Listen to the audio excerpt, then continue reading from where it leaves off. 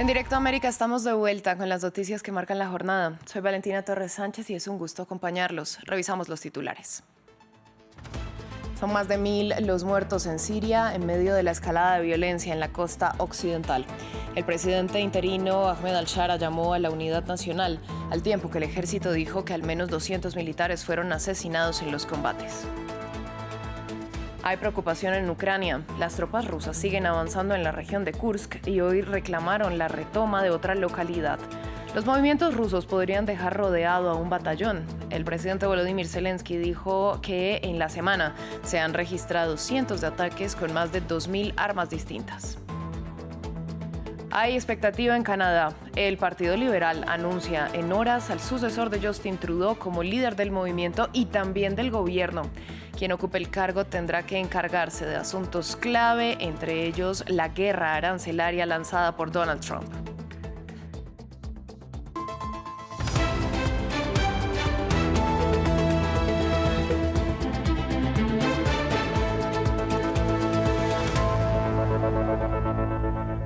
Abrimos en Siria, donde los combates incesantes en la costa occidental del país ya dejan más de 1000 muertos, según anunció el Observatorio Sirio de Derechos Humanos.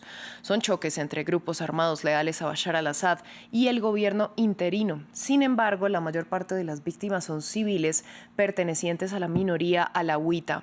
El presidente interino, Ahmed al-Shara, ha llamado a la unidad y condenado los hechos. Previamente había asegurado que en su administración se respetaría a las minorías. No obstante, hay dudas sobre el papel de las fuerzas de seguridad que podrían usar la fuerza desproporcionadamente. Conectamos en Beirut con Etel Bonet, corresponsal de France 24. Etel, buen día para usted. En principio hablemos de las contradicciones que estamos viendo en el discurso del gobierno y cómo está actuando el Ejecutivo y sus partidarios sunitas. Sí, hola, buenos días, Valentina. Pues en primer lugar, decir que la situación es realmente caótica y esto está llevando tanto a nivel informativo como de la situación, porque no se sabe la dimensión, ¿no?, de lo que está ocurriendo de esta ola de violencia sectaria pues, que empezó el pasado jueves.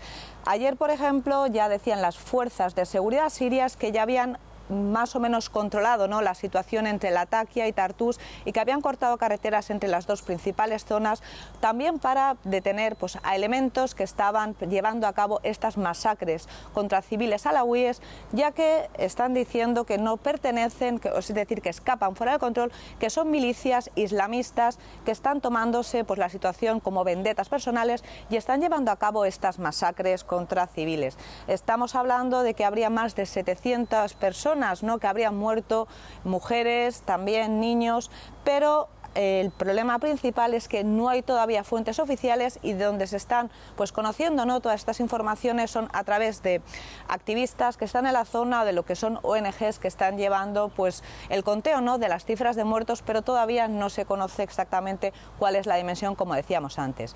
En este caso, pues esta situación está poniendo un poco pues al presidente Ahmed Shara pues en una situación de debilidad, ya que, como él anunció cuando fue presidente y también en el discurso que dio pues, después de esa conferencia de diálogo nacional donde las minorías iban a ser respetadas y sobre todo, y lo más importante, que todas las armas, todos los grupos armados iban a entrar dentro de lo que es el ejército nacional, pues estamos viendo precisamente pues, que no está ocurriendo así.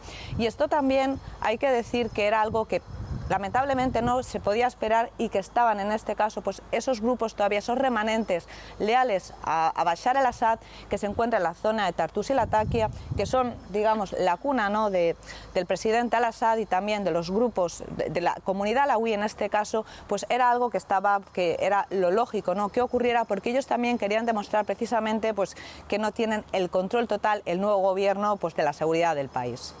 Bueno, otro tema que llama la atención es cuáles han sido las reacciones de otras facciones armadas sectarias. Sí, pues precisamente, ¿no?, debido a esa situación que tenemos ahora, donde se ha demostrado que aun las buenas intenciones, ¿no?, del nuevo presidente Ahmed Shara de intentar pues aunar, ¿no?, a todas las minorías y también pues crear solamente un ejército nacional, precisamente pues para acabar por fin, ¿no?, con esa violencia sectaria. Estamos hablando que ha habido más de 14 años pues de guerra civil en Siria y todavía, ¿no?, pues la situación no estaba del todo controlada y sobre todo pues pues porque habían entre unos grupos y otros pues todavía esas vendetas personales, él intentó de todas las maneras pues intentar aunar, ¿no?, a todas las fuerzas bajo ese ejército, y esta situación de ahora mismo, esa ola de violencia sectaria, que estamos hablando de la situación pues más grave, ¿no?, desde la caída de Bashar al-Assad. Incluso el Observatorio de Derechos Humanos está hablando que se puede comparar las masacres que están habiendo ahora, pues esas masacres que hubieron también con armas químicas por parte del régimen de Al-Assad. Estamos hablando de una violencia que está totalmente pues incontrolada y que todavía continúa, pues porque todavía están esos elementos, esas milicias, ¿no?, que están luchando fuera del control del gobierno, y se está hablando que también hay milicianos que son todavía jefes de lo que era el Estado Islámico, que todavía ese grupo no ha sido derrotado, y eso es lo que está llevando pues a que otras facciones armadas del país y otras facciones, en este caso minoritarias, pues como puedan ser los drusos o también lo que son la parte de los kurdos, pues ellos ahora mismo no quieran deponer las armas porque se han dado cuenta precisamente pues que no hay ese control total de la seguridad, y ellos quieren tener su propio control, y esto está llevando pues de cierta manera a que esté fracasando, ¿no?, esa idea que tiene el presidente Ahmed Shara pues de unificar todas las milicias bajo una unidad nacional del ejército. Pues Etel, muchas gracias por esta ampliación. Estamos muy pendientes de lo que ocurre en Siria. Nosotros hablamos ahora de la guerra en Gaza y la expectativa alrededor de los recientes acercamientos que podrían llevar a la retoma de las negociaciones entre Hamás e Israel sobre la siguiente fase del acuerdo de alto el fuego. El grupo islamista dijo el sábado que había señales positivas sobre las conversaciones, al tiempo que Israel envió una delegación a Doha. A continuación ampliamos esta información. Señales positivas, así describe Hamás las posibles negociaciones sobre la segunda fase del alto el fuego en Gaza, tras reunirse con mediadores egipcios el sábado. Israel también responde, el gobierno enviará una delegación a Qatar este lunes para seguir con las conversaciones. Todo mientras Netanyahu enfrenta una presión creciente en las calles. Netanyahu, si reanudas la guerra, los rehenes morirán por tu culpa. Tendrás su sangre en tus manos. Miles de personas en Tel Aviv exigieron a Netanyahu aceptar la segunda fase del alto el fuego para liberar a los rehenes. La guerra podría reanudarse en una semana. Incluso ya le han puesto nombre a la operación. La guerra no traerá de vuelta a los rehenes, los matará. Solo un acuerdo que los libere a todos de una vez los hará regresar. Netanyahu ha convertido a mi hijo Matán y a los demás rehenes en piezas de un juego político. La segunda fase del acuerdo prevé la retirada total de las tropas israelíes de Gaza, pero Israel busca extender la primera fase hasta abril, liberando rehenes sin retirarse. Cambiamos de tema, vamos a Ucrania, donde las fuerzas rusas informaron que retomaron otra aldea en la región de Kursk. Analistas han indicado que hay preocupación porque los avances rusos podrían dejar acordonado a un batallón de soldados que no tendrían escapatoria. Y el expresidente de Rusia, Dmitry Medvedev, dijo que las fuerzas ucranianas en esa región estaban cerca de rendirse. Esto al tiempo que en Donetsk los rusos tomaron el control de otra localidad cercana a un antiguo bastión del ejército ucraniano.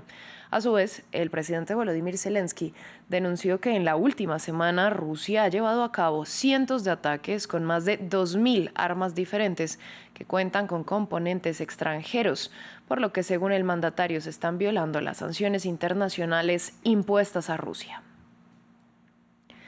Vamos hasta la capital estadounidense porque el servicio secreto informó que disparó contra un hombre armado cerca a la Casa Blanca. En un comunicado detallaron que el disparo se produjo tras una confrontación con los agentes. Esta es una noticia en desarrollo y próximamente tendremos más detalles. Hay especial preocupación entre la comunidad científica estadounidense. El gobierno de Donald Trump anunció un nuevo despido de otros 1.000 trabajadores de la Administración Oceanográfica y Atmosférica Nacional. La agencia alertó que el nuevo recorte podría afectar la capacidad de realizar pronósticos de temporales, tormentas y huracanes. The New York Times indicó que ya otros 1.300 trabajadores habían sido despedidos o habían renunciado en las últimas semanas, lo que representa casi un 20% de la plantilla. Actividades como el lanzamiento de globos sonda para analizar las capas altas de la atmósfera ya han sido suspendidas debido a la falta de personal. Este es un día crucial en la política canadiense. Hoy el Partido Liberal elige a su nuevo líder, que también se convertirá en el próximo primer ministro en lugar de Justin Trudeau. El favorito de las encuestas es el exgobernador del Banco de Canadá, Mark Carney, y la campaña estuvo particularmente marcada por las tensiones con su vecino Estados Unidos. William Gasso nos cuenta más. 4 candidatos para un solo cupo. Este domingo el Partido Liberal en el poder elige a su nuevo líder, que reemplazará a Justin Trudeau como primer ministro de Canadá. El favorito de las encuestas es Mark Carney, de 59 años, fue gobernador de ambos bancos de Canadá y de Inglaterra. Mientras Donald Trump amenaza con imponer aranceles a los productos canadienses, Carney argumenta que su experiencia en el ámbito económico sería una ventaja al momento de enfrentarse al presidente estadounidense y de pactar acuerdos comerciales con más países. Consideren esto, he ayudado a gestionar múltiples crisis y he contribuido a salvar 2 economías. La sombra de Trump ha planeado sobre todo el proceso electoral. La segunda favorita de las encuestas es la ex primera ministra adjunta, Chrystia Freeland. Para promover su candidatura, defendió al accionar del primer ministro Justin Trudeau y prometió represalias dólar por dólar contra Estados Unidos si Donald Trump ataca la economía canadiense. Trump está planteando el desafío más grave al que se ha enfrentado nuestro país desde la Segunda Guerra Mundial. Esta vez, las amenazas de Trump son aún peores. Quiere convertirnos en el estado número 51. Trump está desatado y empoderado. Como primera ministra, yo también lo estaré. Otros 2 candidatos buscan instalarse en el sillón de primer ministro. El excongresista Frank Baylis, que también prometió resistir ante las amenazas de Trump, buscando profundizar la relación con México para hacer frente a su vecino común. Y la exministra Karina Gold, que enfoca su discurso en desarrollar la transparencia entre la esfera política y la ciudadanía. En Argentina son al menos 13 los fallecidos a causa de las inundaciones en la ciudad de Bahía Blanca, ubicada en el este del país.